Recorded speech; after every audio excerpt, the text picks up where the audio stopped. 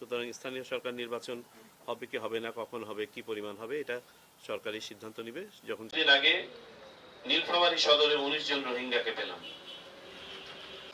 5 জন যুবক 5 জন রোহিঙ্গা মেয়েকে বিয়ে করে নিয়ে আসছে, সংবাদ দিয়েছে।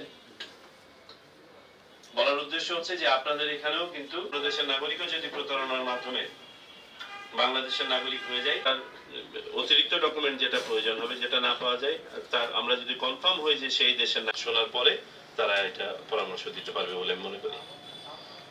জি, আমি মোহাম্মদ আশরাফুল ইসলাম, সুপারভাইজার, কানুর উপজেলা নির্বাচন কমিশন। স্যার অনেকটাই বলে দিয়েছেন, তোর মধ্যে সার্টিফিকেট ফলো আপ করছি, সার্টিফিকেটটা প্রাধান্য দিয়ে জন্ম তারিখ সেখানে। হ্যাঁ ঠিকই আছে, আলহামদুলিল্লাহ। এবং আমাদের অনেক সমস্যার সমাধানে ইনশাল্লাহ আপনার মাধ্যমে আসছে।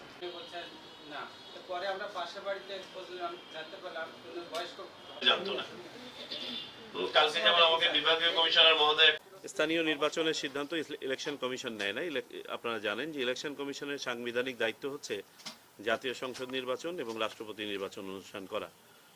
আমাদের অতিরিক্ত দায়িত্বের অংশ হিসেবে সাধারণত স্থানীয় সরকার মন্ত্রণালয় যখন তথা সরকার যখন সিদ্ধান্ত নেয়, তখন আমরা সেই নির্বাচন অনুষ্ঠান করে দিই।